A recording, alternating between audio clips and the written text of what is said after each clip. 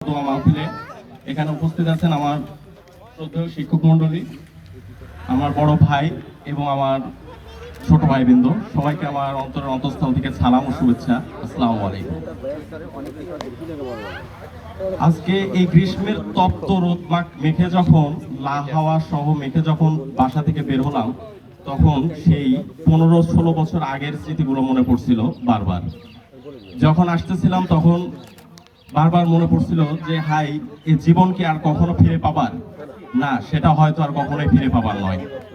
But ঝিনার মধ্যে দিয়ে যখন সেই 3 প্রহরের বিল বলবো আমি সেটাকে, কারণ 3 বার 3 রকমের রং ধারণ করে, সেই বিল দিয়ে যখন আসছিলাম, যে সবকিছু পরিবর্তন হলেও আমার সেই বিল এখনো পরিবর্তন হয়নি।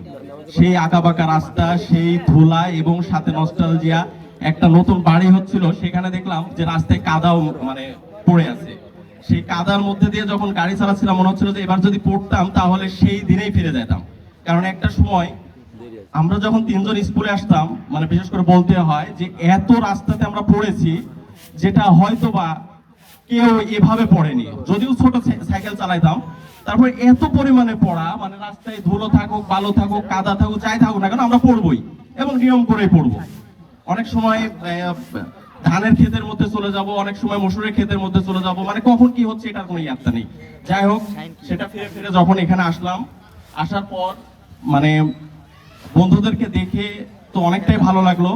আর মনটা খারাপ হয়ে গেল আমার স্যারদেরকে দেখে, কারণ স্যারেরা অনেকটাই কি বলবো, যেমন গ্রীষ্মের পাতা ঝরে নতুন পাতার যেমন আসছে, ঠিক স্যারদেরও জানি কেননা দেখে মনে হচ্ছে যে স্যাররাও একটু বুড়িয়ে যাচ্ছে।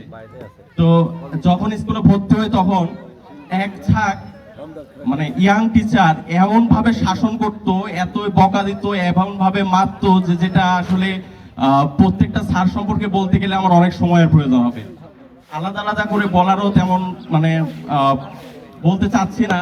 শুধু একজন এখন টিচার হিসেবে বুঝতে পারি যে স্যারদের সাথে শিক্ষকের সম্পর্কটা শাসনেরই হওয়ার উচিত। বন্ধুত্বপূর্ণ হলে এক্ষেত্রে পড়ালেখার অনেকটাই ব্যাঘাত ঘটে। তো আবারও আমি কৃতজ্ঞতা জানাচ্ছি শ্রদ্ধেয় শামীম ভাইয়ের প্রতি, কারণ তিনি না থাকলে হয়তো এত বড় আয়োজন হতো না। আর আমার সম্মানিত ভাই মঞ্জু ভাই এখানে বসে আছে। মঞ্জু ভাইও আমি জানি যে তিনিও খুব করে চাইবে যে ধরনের অনুষ্ঠান যেন বারবার ফিরে আসে। তো এতটুকুই আমি বলবো।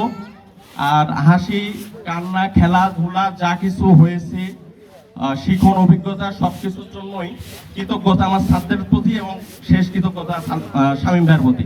সবাইকে সালাম, আসসালামু আলাইকুম। ধন্যবাদ। অনিক রহমান 2000